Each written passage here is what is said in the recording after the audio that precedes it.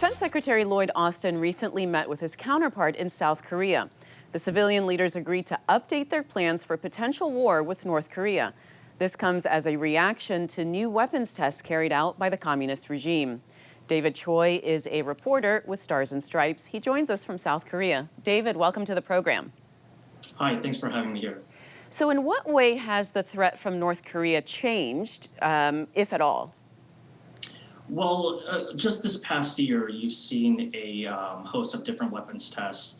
From September, it was roughly about 4 to 5 new weapons tests, ranging from missiles from a train, a hypersonic, or what the regime claimed it was, a hypersonic short-range missile, and a new type of submarine-launched ballistic missile. So you have all these weapons tests and the repeated, the hashed-out rhetoric coming from the regime, and so you have these different changes from North Korea as well as the South Koreans and the U.S. as well. Just 2 years ago, the country started receiving F-35s, and South Korea just this year became the first country without nuclear weapons to successfully test fire its own submarine-launched ballistic missiles. So, defense officials have argued that it's about time this new operational war plan was implemented. The previous iteration was about 10 years ago. To put things into perspective, Kim Jong-un's father, North Korean leader Kim Jong-il, was still in power, or he was still alive until his death 10 years ago. David, though, before you go too far, I want to ask you about this technology that's coming out of North Korea. If they're talking about hypersonics, where's it coming from? Is this being provided to them from China? Defense officials haven't publicly stated any of this, and to speculate on that would be reading into the tea leaves a little too much. But we have seen other, civilian goods coming in from China, and but on the other hand, throughout this COVID year, North Korea has, for the most part, closed its borders, including trade with its allies, to include China. So, defense officials haven't publicly stated where this sort of material is coming from, and I wouldn't speculate on that right now. What's in the strategic planning guidance that's public? Well, not much, to be quite honest. This announcement that Secretary Lloyd Austin and Ministry of Defense, their minister, Seo-wook, have said that this was just this is them planning out the actual plan. So nothing has really been set in stone yet or, thoroughly discussed. And even if it was, after they complete it, whenever that will be, they gave no timetable. Much of it will remain classified.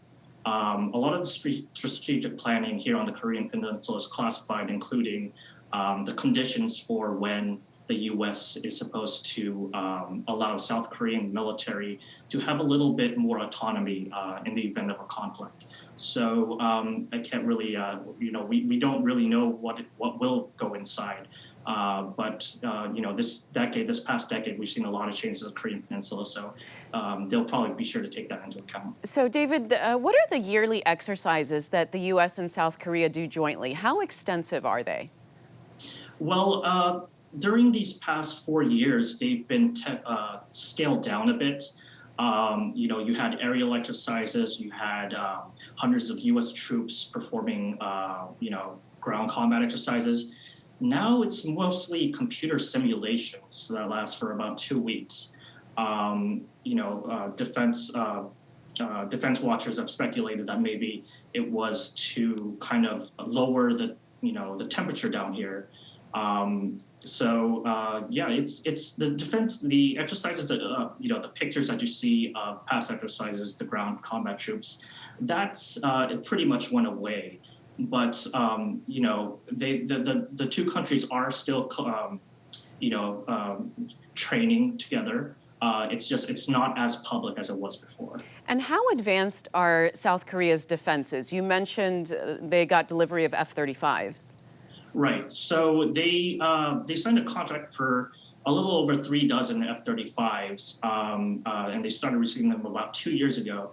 So You could say that they're definitely advanced, and they're working in close conjunction with the American counterparts as well. And like I mentioned before, South Korea became the first country without nuclear weapons to successfully test fire an SLBM, which is, in a feat in of itself. So yeah. From what you're hearing there, David, are any of these meetings between the U.S. and South Korea having any effect on North Korea? Well, we haven't seen much news coming up from their propaganda statements, from their, their newspapers. But much of it is just the rehashed bellicose rhetoric that comes out. North Korea is continuing to demand the withdrawal of the 28,500 U.S. troops here on the peninsula. And other than that, we haven't really seen much of a change. And that brings into question whether or not President Joe Biden's end of war declaration discussions with his South Korean counterparts, how that factors in might raise a few eyebrows. And finally, David, there has been some relocations of American troops in South Korea. What's going on with that? Right. So a lot of this was pre-planned. It's not like they decide to, wake up one day and decide, hey, let's station a few more U.S. troops there. A lot of this was pre-planned, and it's roughly from one unit. It's about 100 U.S. troops, and so it doesn't necessarily make a big change. But a lot of the rotational units that come into South Korea, you might think of it like as a deployment. Some of them are being permanently stationed here. So. All right. Well, David, thank you so much for joining us, and especially from South Korea. I know there's a time change, so we appreciate it.